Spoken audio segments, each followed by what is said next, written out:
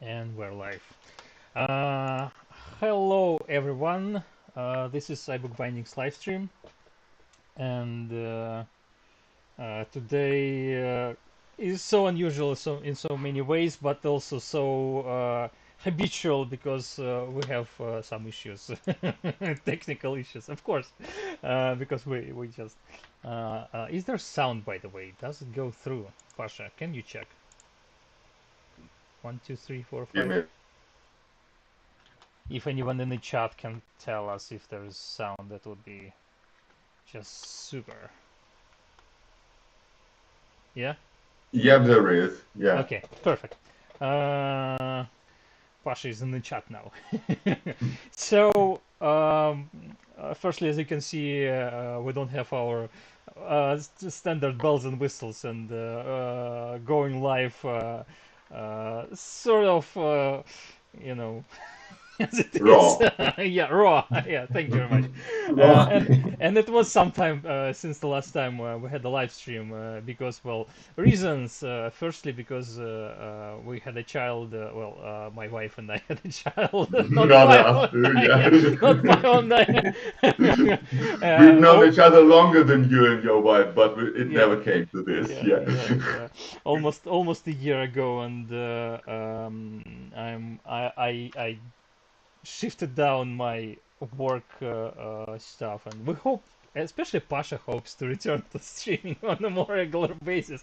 I really hope to do that as well, but still, that's what's happening. But anyway, Jorge Lar, our today's guest, the person behind Prelo Prints, who has been on our live stream already before, and with whom we discussed a lot of exciting educational and fun things about printing and printing history, approached us and asked for an intervention of sorts to run a special live stream about a project he was working for quite some time, and yeah, we agreed, and it's also very special because, well, it's just we had only this 1 hour today, really, or something, because in the evening my wife and I and of course our baby were flying to Istanbul.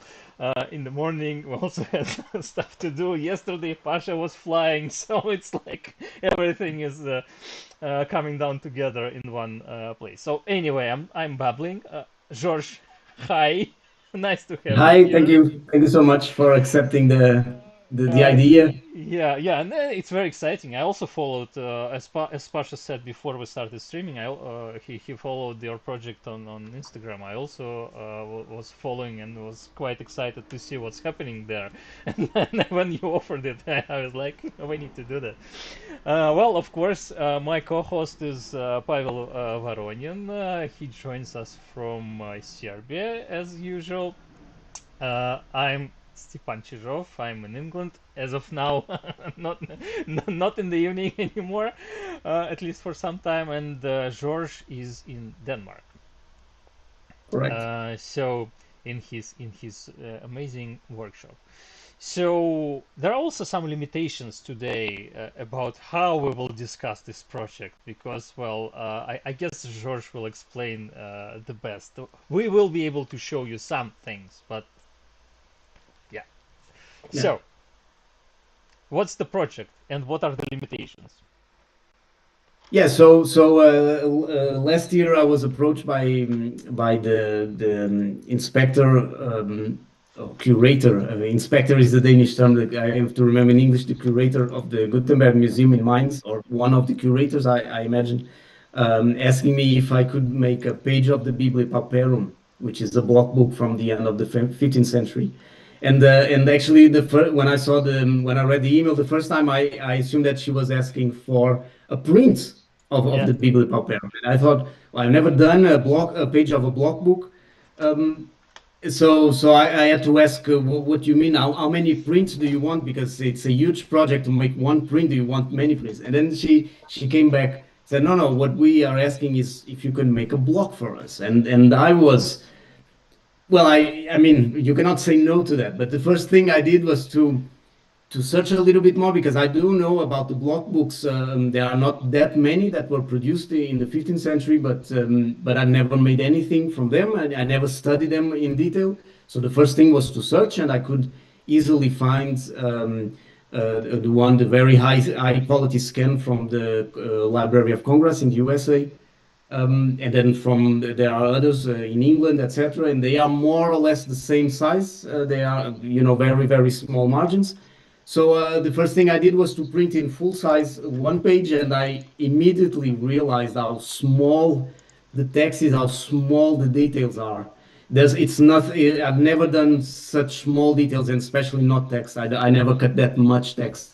I usually, when I print my books, I use letterpress, I use movable type, and then I cut the images. So the first reaction was, whoa, can I do this? But I love challenges. If it's something easy, I can lose interest very easy. And this was the project that I thought I cannot say no to this.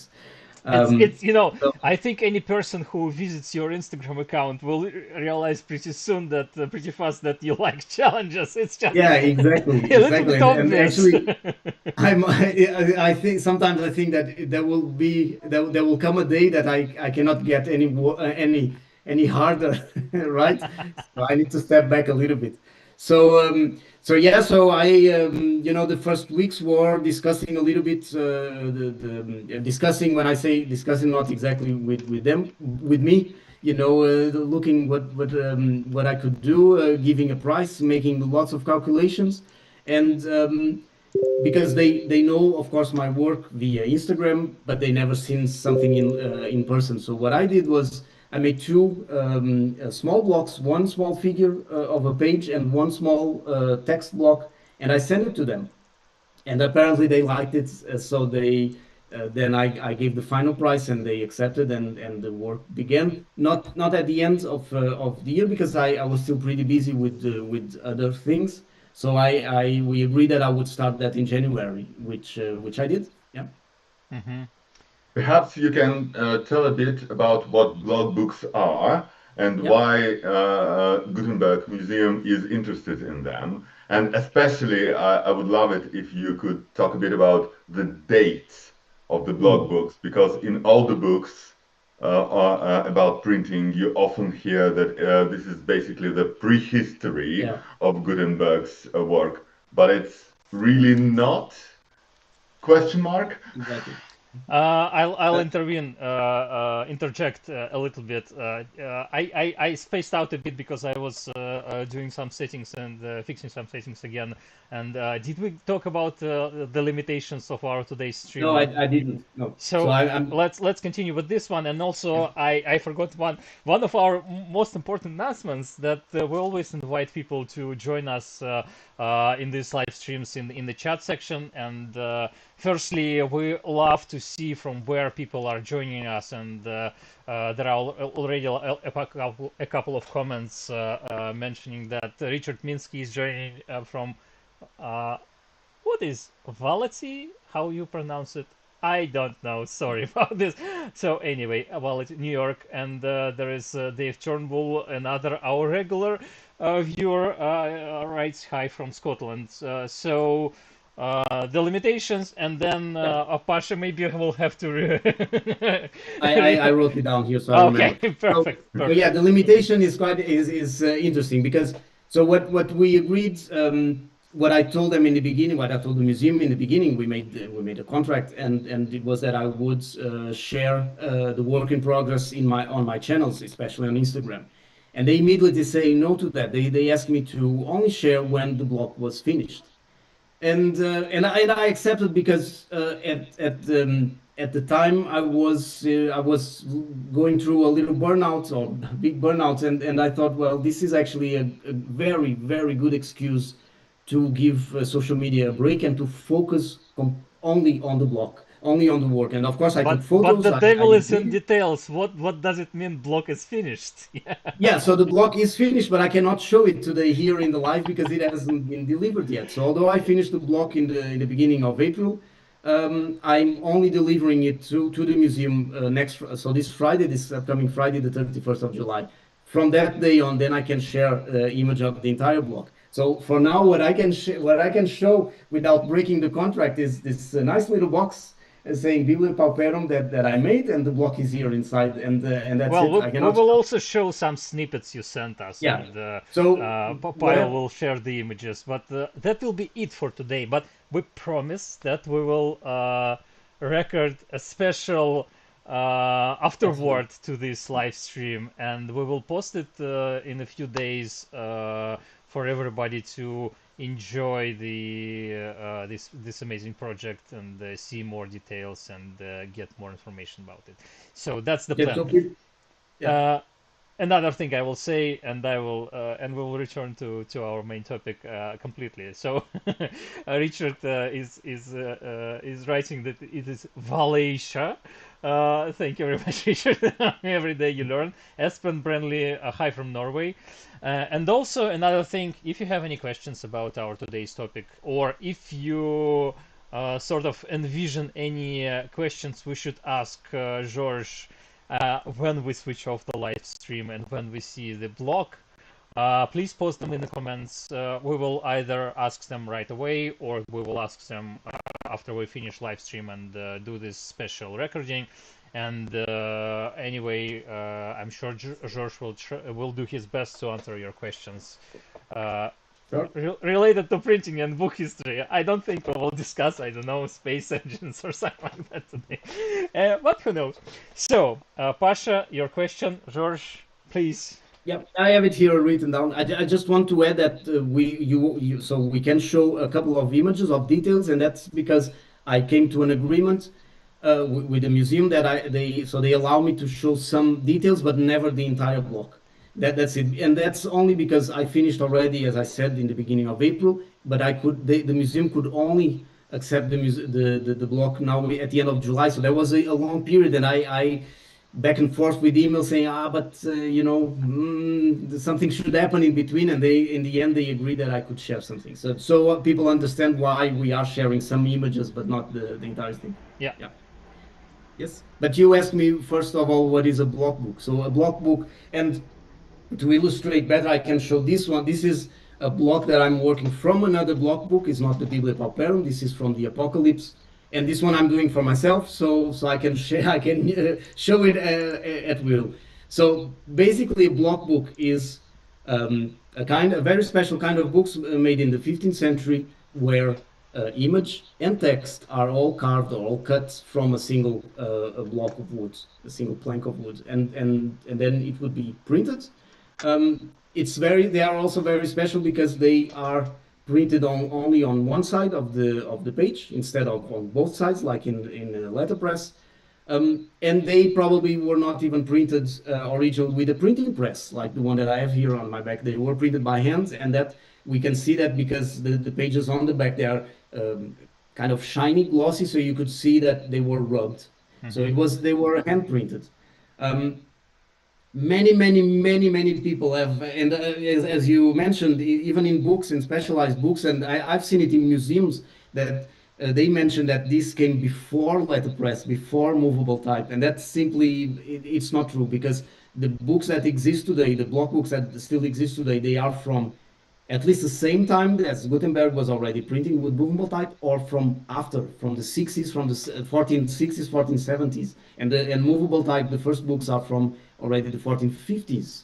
So of course, it's very easy for people to assume automatically that this must have come before, but that's not true. So that's one of the big misconceptions that I hope this project also brings, new lights on. I can add Um, about a couple of asterisks.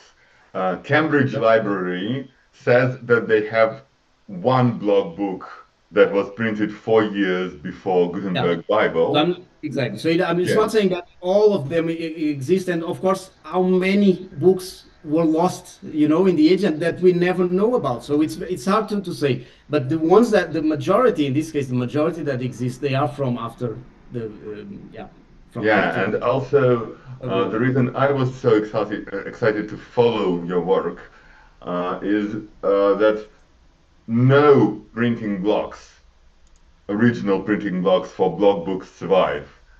And Okay, actually, I never searched deep for it, but yeah, I never found one. I know that there are some blocks with text from other things, yeah, but yeah, maybe not there from. there are like small fragments even Mhm. from well before, like from even from 1300s, but they're usually this big, The big, and I saw almost all of them in real life, and you can hardly tell yeah, what was printed from them because of they course. are accidental survivals. Yeah. But Nobody that's exactly kept what. them. Yeah.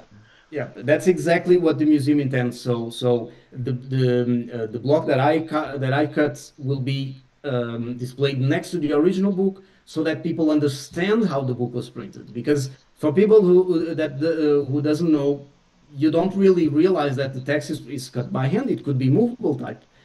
So this will be a visual aid to the original book. Yeah. And Yep.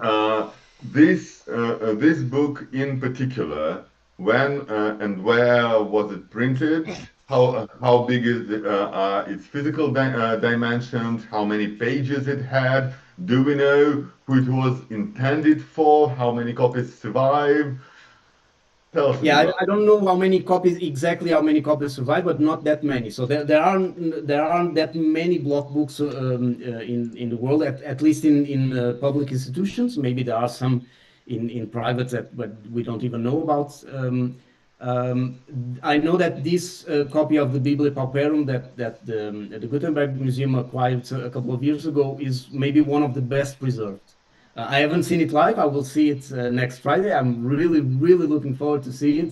Um, so, um, so they are quite rare, but I cannot answer exactly how many there are. That I'm not totally sure of the number. But the size I have it here. So the size of the page is about 20 by 27 centimeters. That's basically an A4, a modern A4 size, curiously.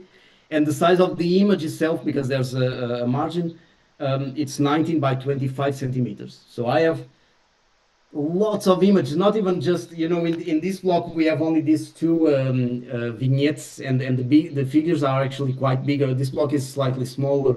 But then we have this big block of blocks of text. But on the Biblia Pauperum, we have many different vignettes, and the texts are very, very small in comparison. So actually, this block that I'm doing right now, it's a piece of cake in comparison with the other one, and especially because now I have almost 100 hours of, yeah, above 100 hours of experience with the other ones. So this one has been much easier.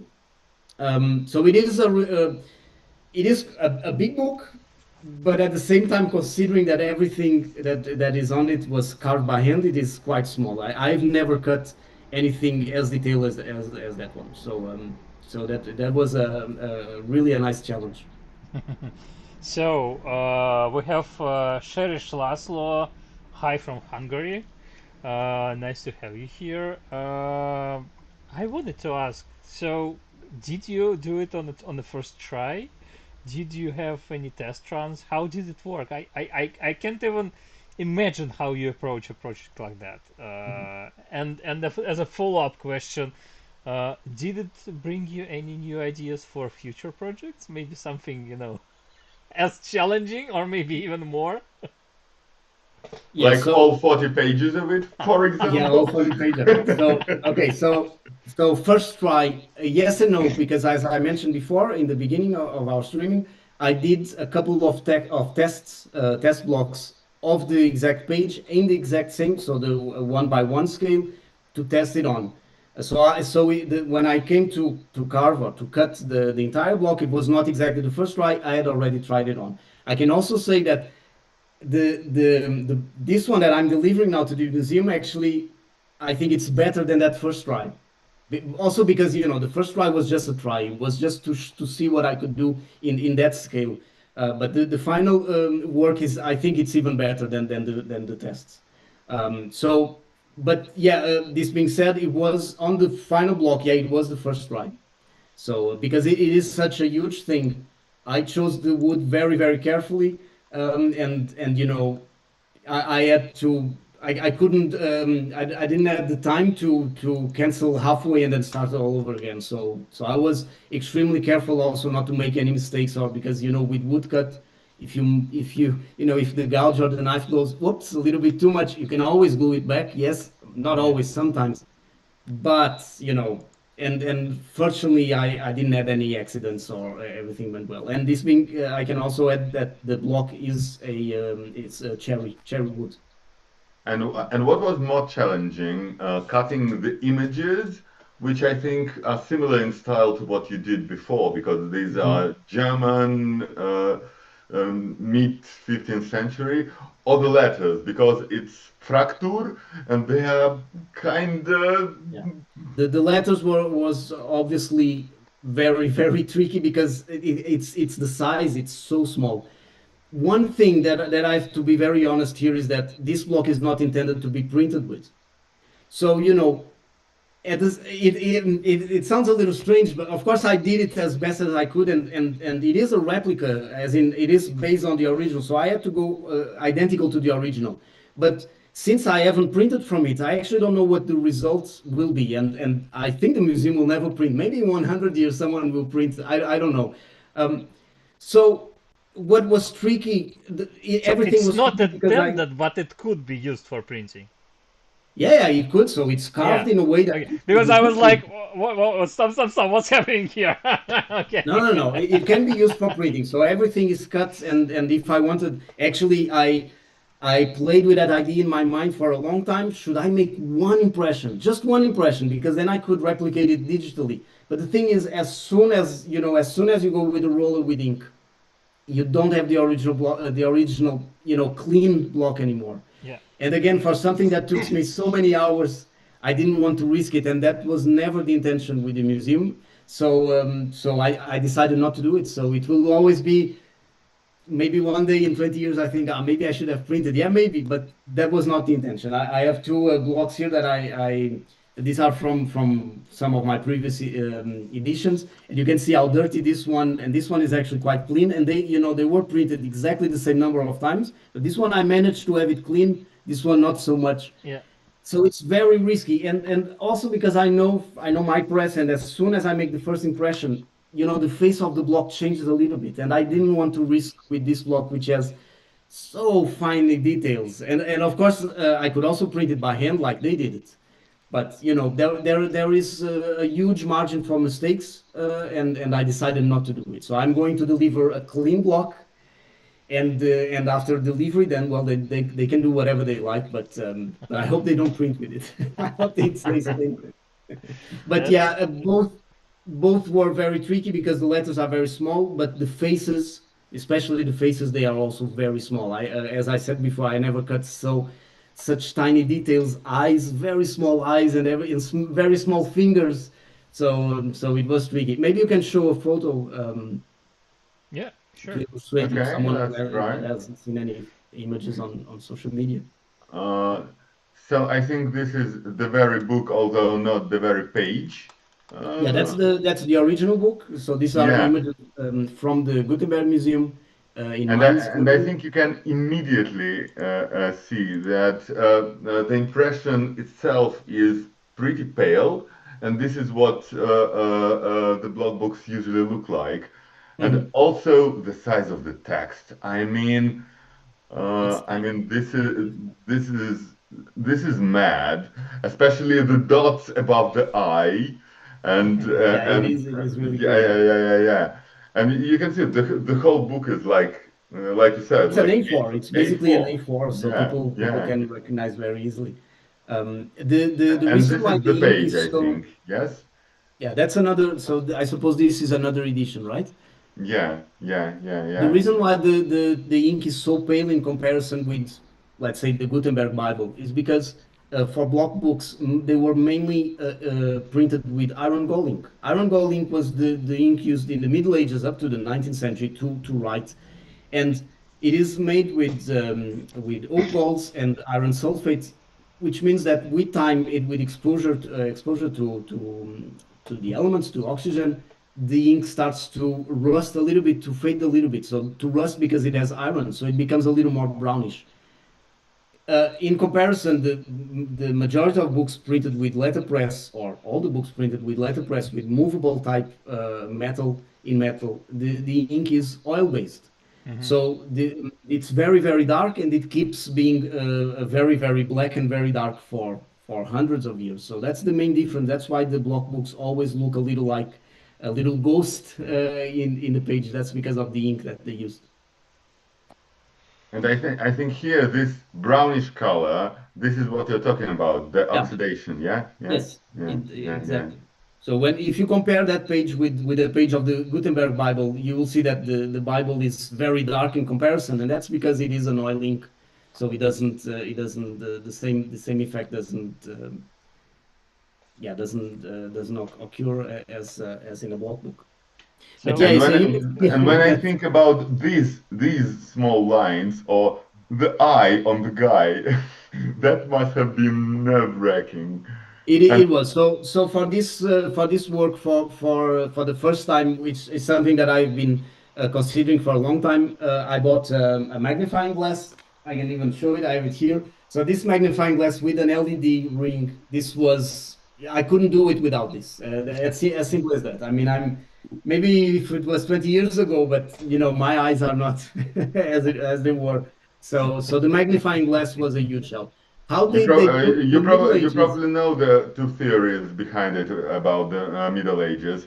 Either it was cut by very young people, or they used the actual magnifying glasses because they did Yeah, exist, although they were nowhere as big as what you show. Probably something like this. There, yeah, there are like three or four of them in European collections, yeah, but definitely, yeah, definitely. They yeah. had they had to use something. I'm quite sure. Perhaps you could tell us what is it we're looking at? What? Okay, this is clear enough. Yeah. Yeah. So, So uh, it's I'm not even a Catholic, so I'm not very good with Bible stories, so they are it's stories of the I don't want to say it wrong. Is it the Testament? So it's the the New life of Testament. Christ. Yeah.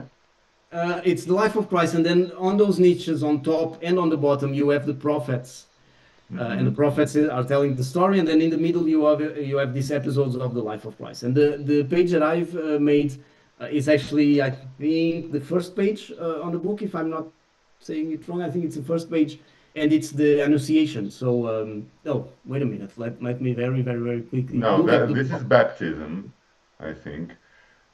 Yeah, so I'm not wrong. So the page that I made is the Annunciation. So when the angel comes to the Virgin Mary and tells her about the birth of Christ, and then on the side there's Eve and the snake, which I love. It was the first thing that I carved was Eve. A little bit symbolic because everything starts with Eve, the first woman. So a little bit symbolism. I decided to start on her side, and then on the other side, on the third vignette, it's Gideon, and there's also something with the golden fleece. To be honest, I don't know the story, but at the same time, I had just finished printing Jason and the golden fleece, and I thought it was funny that there's also something with the fleece. I don't know, maybe it's not golden, but it is a fleece, and he has actually the fleece next to him. I think that fleece was maybe the hardest thing that I had to cut in this block, um, because it Can is you a very perhaps show tiny some of the sheep. details? Yeah. Yeah, very, very small details. just before we switch to that stuff, Richard Minsky asks, "Can you scan the block and make a digital print?" Yeah, actually, yeah, yes, I thought about that. I have very, very high resolution photos taken of it, so I could, yeah, I think I could eventually do that. Yeah, Okay. Or you could just make another one. or I could just make another. Well, I am working on this one. This one I will definitely print it when I finish it. Hopefully, I don't know, September or something. I will. All this part is done, and I'm working now on the second part. So this one will be printed definitely. So you mentioned it was cherry, right? The wood. This cherry, yeah. And Pasha also mentioned that we have almost no blocks from the 15th century surviving. Is there any understanding what materials did they use at that moment? Yeah. So actually, there are not that few blocks from the 15th century. I think actually there are quite a lot. I think people would be surprised with the amount of blocks that there are still in museums. So we know that cherry was used, but mainly pear wood was used. And actually, maybe if we had the original for this book, the original blocks for this book, they would probably be cherry because cherry is harder than sorry, pear is Hmm. harder than cherry. But I didn't, from it's easy for me to get cherry than pear, and that's why I used cherry. But the block that I got was very hardwood, so it was good enough to make all of these details. I had no issue whatsoever with woods, and that's always, you never know what you get. But fortunately, I get a nice plank of wood.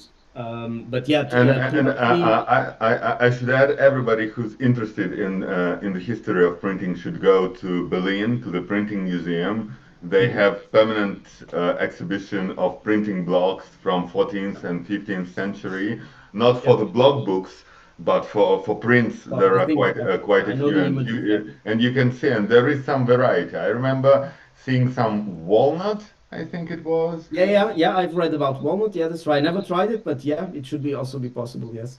Yeah. Did you ever try pears? I did try pear, Pear, not pear that wood? much because I never got a huge amount in my hands. But a couple of years ago, the museum where I work, they had to fell down a pear tree, a very big pear tree, and I I did like this. Okay. So I have a very nice. I actually I posted about it some days ago on my Instagram. I have a very nice chunk of a trunk of a pear tree that I want to process. From scratch. I need to cut and to plane it down and yeah. But it's for me it's easier to buy raw to find a raw cherry than pear tree. So that's why I usually use cherry tree, cherry. And does it need to be like aged, like before you actually cut it? Yeah. So it needs to be well dry. It cannot be green, obviously, because otherwise it will wrap. Yeah, the as long as it's well dried, it doesn't have to be very old. But yeah, it needs to be dry. That's basically it. I mean, that's it. And well, even when it's dry, it's always tricky. You can always risk that it will still warp a little bit, and that could happen if. And to be honest, I am a little nervous because right now we are having a very typical Danish summer. Right now it hasn't stopped raining the entire day. It's quite cold, quite fresh, and I I just saw envy the. you so much. Yeah, I can It's imagine. It is just, like 19 degrees. It's crazy. It's oh my not. God, it's so hot in But England but this I've just summer. checked the weather for next week, and I will get in mind when I deliver the block there will be 38. Yeah, So it's up to uh, 40 this week in Germany. It's also insane. yeah, so we'll get this heat wave right in the middle, right in that day. So I am obviously a little nervous about it, but of course the block is dry, so I don't think anything will happen. But I always get a little nervous with these kind of things, obviously. So And again, and I invite our viewers if they have any questions about this project or about you know historical printing, please post them in the comments and we'll pass them to George. I Yeah, also wanted to I will pass the branch to Pavel in the moment, but I also wanted to ask George, maybe you can you send us how many, 5 or 6 photos with these small elements. Maybe you can say something about each of these elements, something interesting that you had to struggle with or had to learn about during the work with this specific element. Maybe there is something, some story for each of them. That would be, I think, interesting to know and to learn. definitely. Yeah. is So this Eve you were talking about? We're seeing yes, in the that's the block. background. So Yeah. if you Hmm. see right under the magnifying glass, you can see the snake and Eve's leg. And that's exactly where I started was with Eve. Yeah, and that's I suppose it's God in the tree. It's a little strange, but I I suppose it is. Uh, well, this one was very tricky to cut because of all these leaves in the tree. So there were so many leaves, and every time I thought, okay, I'm almost done, and then I would cut them, and I was still missing like 50 of them. So it was yeah. I remember very well cutting the tree. Something that I didn't answer before was when you asked me how many hours. So I can say that I use around 82 hours in total of cutting, and this was spread over 61 days. And I used 16 hours of preparing the image, because the image that I got from the Gutenberg Museum, as we saw before, their book, although it's very complete, but the print is not very sharp. So what I had to do was I had to go on in Photoshop. I used um, yeah, I think it was 16 hours in total. No, it was 10 and a half hours, 10 and a half hours on Photoshop cleaning the entire image. And I also recorded some while I was working on computer, so I will publish also about that on Instagram. But I cleaned that image, almost pixel by pixel, so I could have so I could have a very clean black line, black and white line to transfer to the block. Oh, So that's connected to a question I really wanted to ask, because I imagine the person who cut the original 500 plus years ago, he must have made some mistakes. Have you noticed any?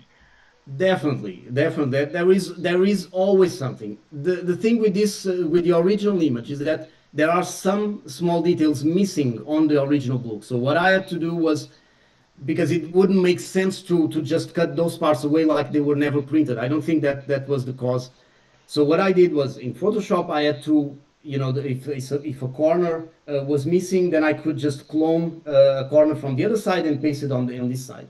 And there was also some areas of text that were missing. And what I did there was to copy from other, especially from that block book in the Library of Congress in the USA, because their image is very sharp. So I cut, some words, some letters that were missing from that one, and I pasted on this one. So I had to make a little bit of Photoshop to have a very clean image in the end. But of course, the 99% is the original block book that they asked me to copy.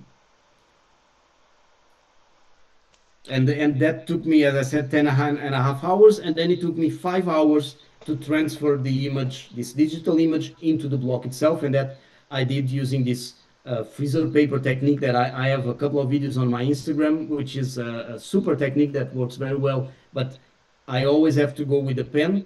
And doing this, so spending 10 hours working on the digital file, and then 5 hours working by drawing by hand, helped me a lot, because when I come to the cutting, I already know the drawing so well for spending so many hours looking at it. So that helps quite a lot doing that part. It's a little boring, but it's definitely necessary. So, we have a question from Dave Turnbull. I think you sort of answered to it. On average, how long did you spend on this each day? What if it's 80 plus hours over 60 days? So it's hour and a half a day, Yeah. sort of. In on average was 1.5 hour a day on average. Some days I have a couple. I have I have kept a log of everything, every single cut that I did. And some days on the weekend I could work for 3 hours, not in a row, but a little bit in the morning, a little bit in the afternoon, a little bit in the evening. But on average, one and a half hours a day. And there's also a reason for that. In early 2025, I started developing a problem here on my neck, mainly due to working on the woodcut. And by May of 2025, it came to a point that I couldn't even almost turn my head around. So I had to do like this, when people were talking with me, and driving was very, very painful. So I started going to a physiotherapist, and now I'm totally fine. But it took me 1 year to get back on track. So when I accepted this challenge, this project, I had that in mind. Can I do it? I was so nervous because of my neck, but I changed a little bit the way that I work. And I'm always very aware of the position, and I also changed the table to I work on a slanted. Can you say that? A Yeah. surface, and that helps quite a lot. That helps quite a lot. So That makes you to think about how did the woodcutters in the medieval yeah, times work and live, definitely. and what did they do after they stopped working, Yeah, if they ever definitely. stopped But working. exactly. But it's interesting, this the idea for putting the table on an angle came actually from this original print from early 16th century of the woodcutter. And if you look at that one from Just I can't remember the name of the artist, but it's a very well known image. If we look at it, you can see that he is working on a slant table. Mm-hmm. So I thought, hey, I can do it because I have these IKEA legs Yeah, that they yeah, can yeah, yeah, rotate. yeah, yeah. So I can do it. And you know what was like epiphany when I started doing it, and then suddenly it was so much better. So it was stupid of me not doing it for before. Well, you live and you learn. You live and you learn exactly. Dave also posted another comment. That is a long time to maintain the concentration needed for this level of detail.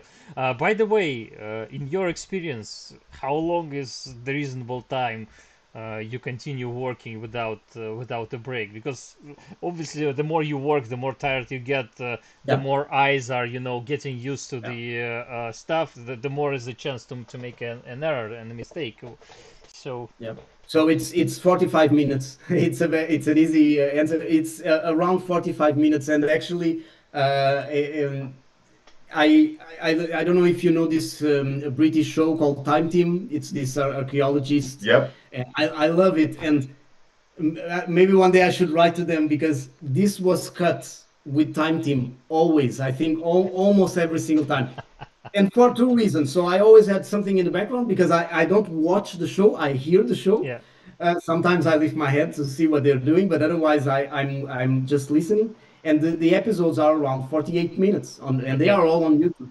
They are And very, I very, very assume you know they've restarted after 15 yeah, years yeah, and they're exactly. making new ones and they are Yeah, amazing. And I highly recommend everybody I loved it. subscribes to them on YouTube. And Exactly. yes, I fall asleep and work to Time Team too. Okay, so yeah, so okay, so we are in the same boat, and so basically that many of the days that I have here are like 45 plus 45, and that's an episode of Time Teams. So when the episode ends, I knew that okay, this is my signal to stop because I can be dragged very easily.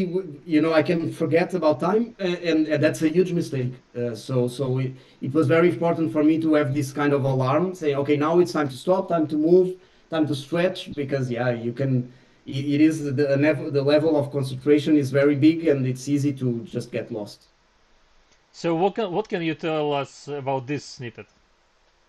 Yeah, so that's right in the corner, and it says Ezekiel. So that's one of the prophets, Prophets, yeah. prophets. Yep. And then the Roman numeral. I'm not totally sure what it refers to, but something to do with the Bible. And So what I noticed looking at it immediately is that every single eye is different because in yeah, yeah. Gutenberg Bible there were like 12 copies of eye, Mhm. and you can sort of tell them apart under a microscope. This is how they traced the letter forms to some later books not printed by Gutenberg. But Mhm. here, every single one is different. Do you think it was handwritten by a single person? How Yeah, was it done originally? yeah. I suppose it was because all the text in the entire page and throughout the book looks very similar. So I could assume it was made by a single person. And of course they are all different because they are all handmade. So it's impossible to have two alike. And then of course I always like to when I have when I'm in events and we talk about Jura and this and that, I always like to play a little bit with people's minds that what you see on a Jura print is not 100% Jura because it was not Jura who cut the blocks. It's another person. So of course the result that I get is different from another person. I mean, and it is different from what the original artist did. And I think that's very important to keep in mind that you had another person that most of the times they are anonymous, we don't know their names, that actually did the carving, and that's what you are seeing on the printed page. It's not exactly the work of the original artist, but the guy that carved the block.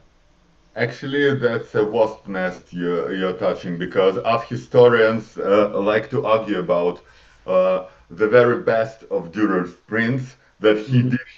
did did them that he cut them himself because they're so good. There are no parallels to. Yeah, sure, because it's always the genius who does Yeah, the yeah. best job. I I'm not highly totally doubt sure it. about that. I don't know because one thing, and we talked about it. I think we talked about it in the previous stream we did. That I do everything. I do.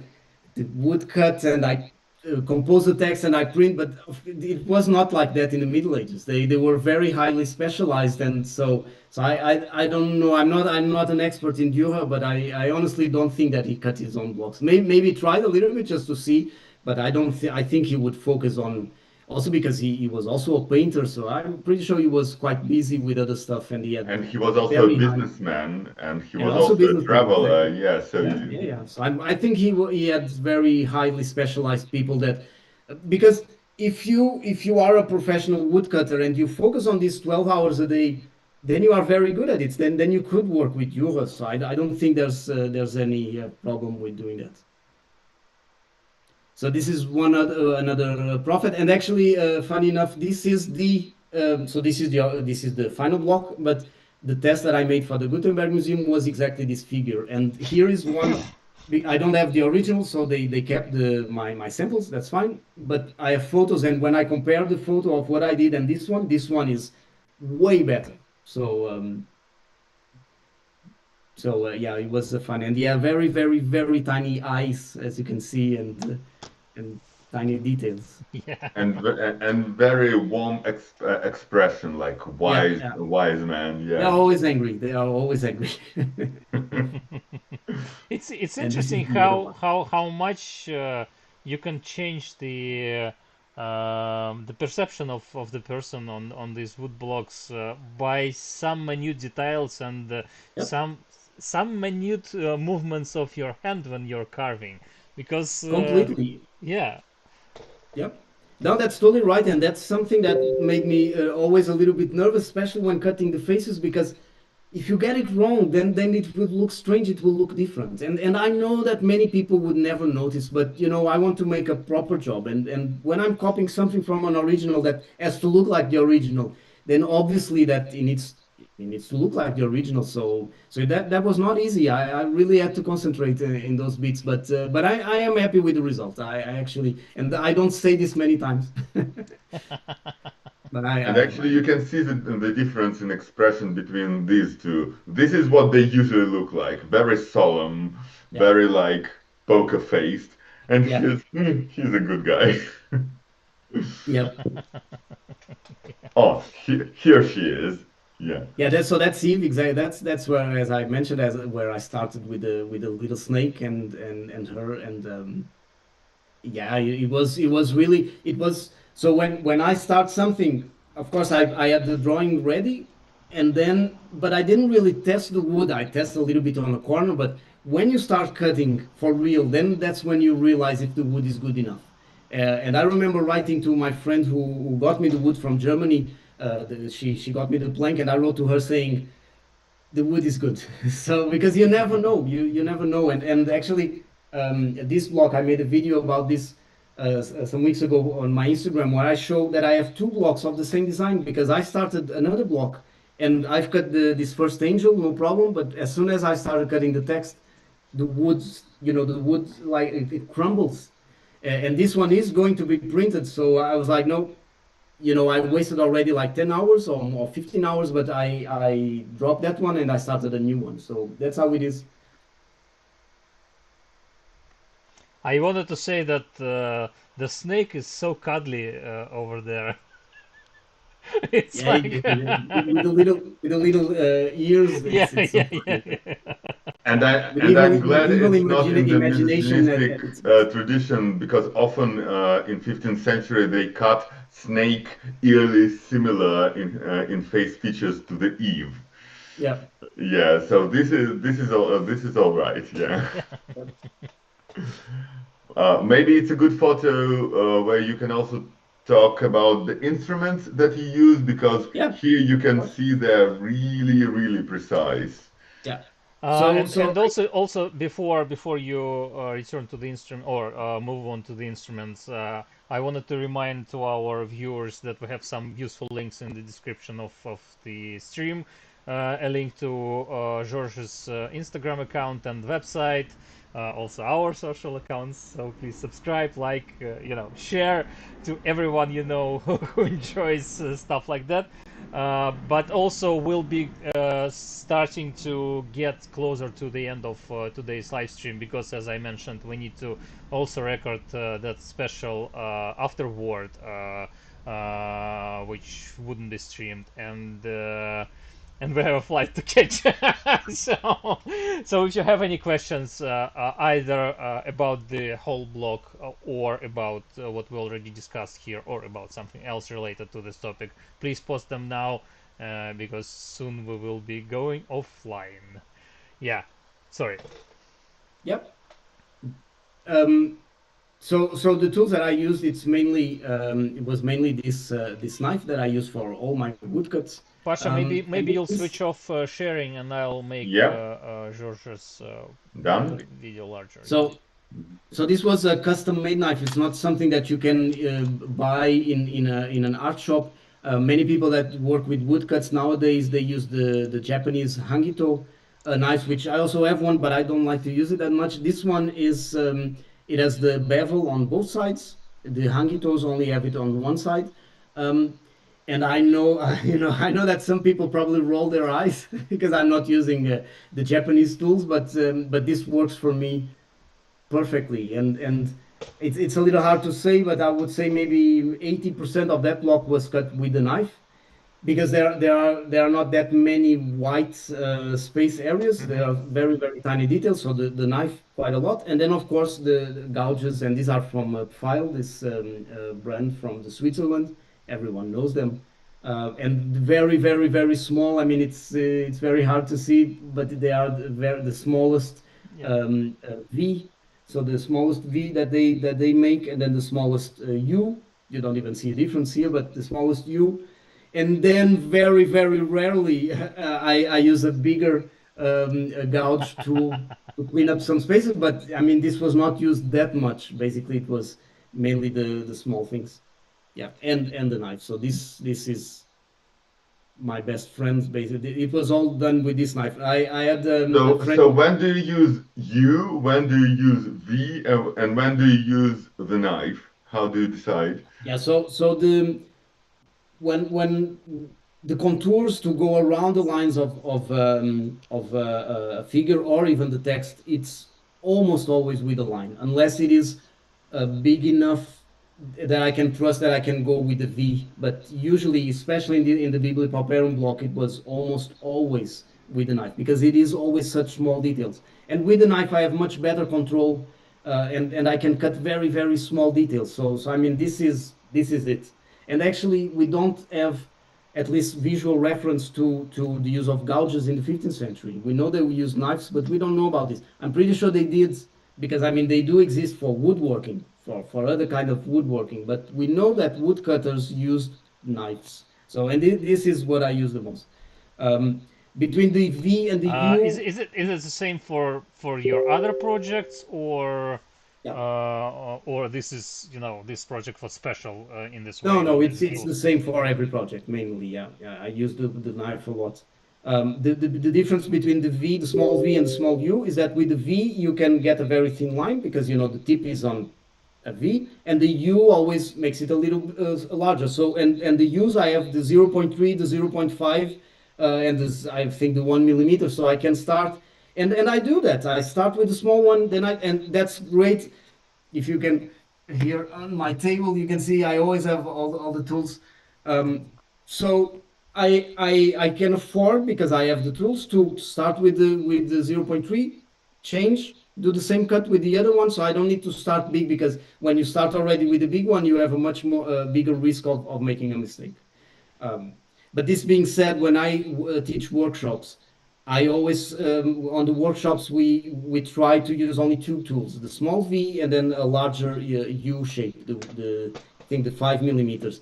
And I show blocks, early blocks that I made, where we used only those two.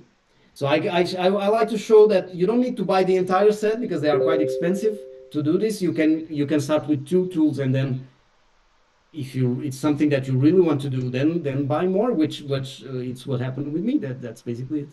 So Cool. You mentioned workshops. How often do you have workshop? How often do you teach? Well, it's I lost track. I don't know. Now in the autumn, I have two. I have one in September in Copenhagen, which is sold out, and I have another one in October, which there's still, I think, How three places. how many people do you usually Um, have in your classes? I only I between 6 and 8, and actually Yeah, 6 is what works better because we do it over the weekends, yeah, 5 hours per day, 10 to 5, yeah, so 10 hours in total. And 6 is the number that I realize that there's no stress. We can print. I can show everything. I can talk with everyone, and people yeah, don't feel pressed to now we have to finish because we need to yeah. print. 8, we tried with 8, and 8 was a little bit. There's always someone that they don't have time to print everything that they want. So I think And also 6 is. eight is a number when you really start to need to have an assistant. Yeah. Okay, that's a good point. I maybe I could do more with 8, but then we would have to make a little more, maybe 2 hours extra. Yeah, That's it. yeah, yeah, But I do with them. I do these workshops in a library in Copenhagen. They have a graphical workshop. So not we are actually not using their presses. I bring my own, not this one, but other presses. Yeah, this one would be a little would be fun. doing it Yeah. every single time. But I really like to do it. I mean, I learned all by myself, and my wife was doing also the woodcuts before me. We never had any formal education on this. So in the beginning, for me to teach was very strange. Like, how do I teach something that I didn't learn? I only know by my own experience. But I realize I never had any complaints. I think people like the way that I do it, and in the end, I love to see what people create. I've had people doing Russian brutalism, which I was like, okay, let's see what comes out of it. And it was amazing because it's something that I would never do. So the theme of the workshop is historical print, but I'm not forcing anyone to do something medieval. Many people do it medieval because they like to go with the theme. But this lady, I remember she had this brutalism from 19th century Russia. I was like, I'm very curious to see what comes out of it. And it was amazing. So I love to do the workshops. I really like to do it. Yeah. Nice. We have another question from Dave. How deep do you have to carve?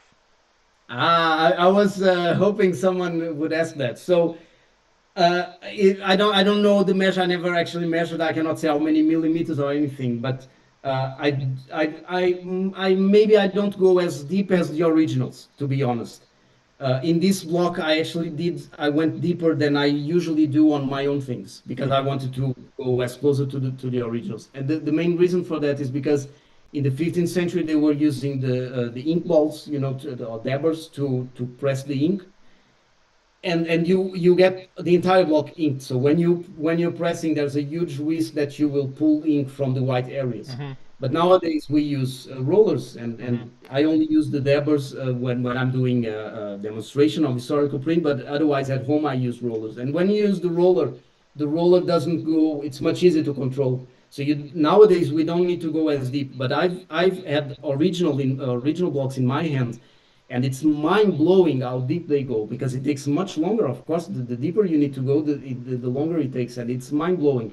But there is a technical reason for that, and that's because of the way that they ink the blocks with the dabbers.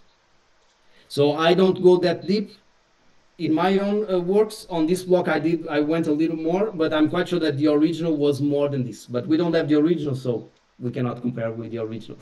Thank you, Dave, for this question. Pasha, do you have any other questions? You or any or I don't know. The last question before we switch off the live stream. Mm, the usual one. What's next for you? Yeah, that was my question. That's a good question. So right now I'm working on the Apocalypse block book. Block. I'm not printing the book. You mentioned before if I should print the entire book.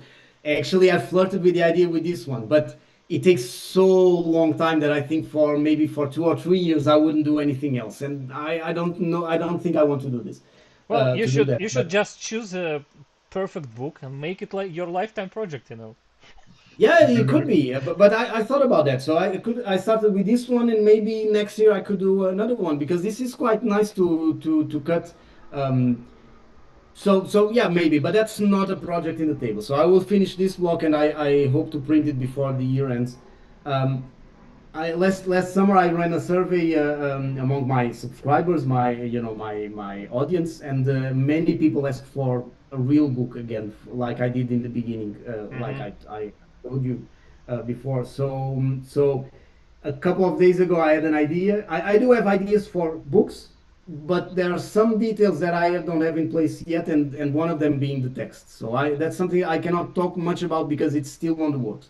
But a couple of days ago, I had an idea, or I remember an old idea, and I can tell you that last evening it was very hard for me to fall asleep because my brain couldn't stop thinking about that.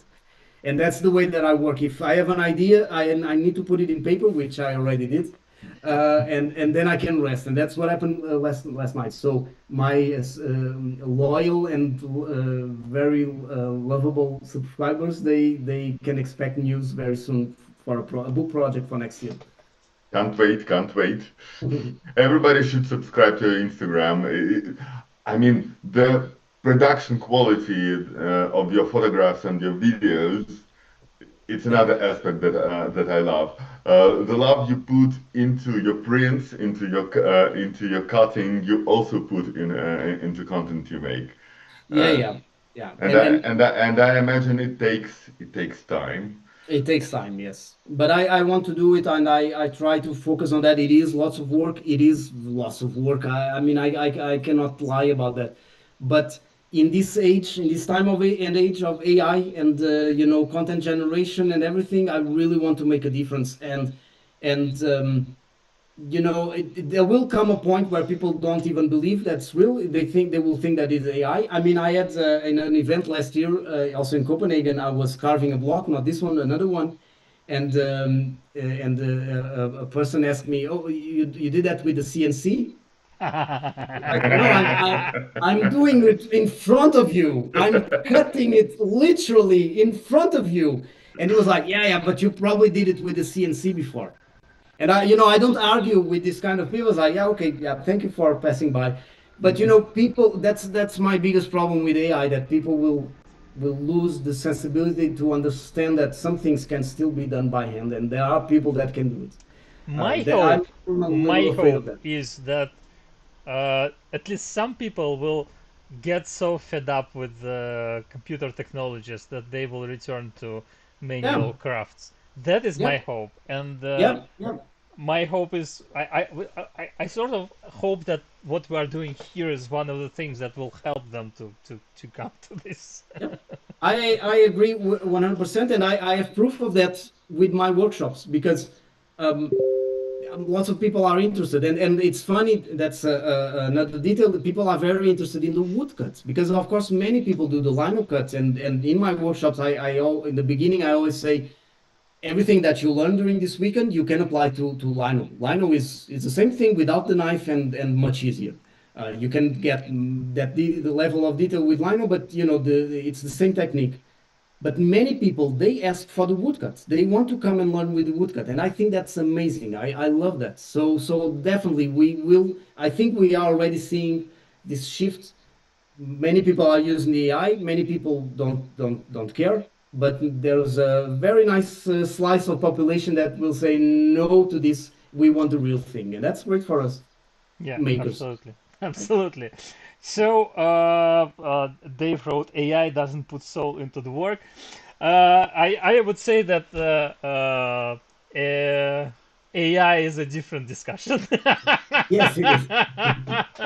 It's a different topic. There are good things about AI. There are bad things about Of course, AI. there We may be doomed all because of maybe AI, but maybe not.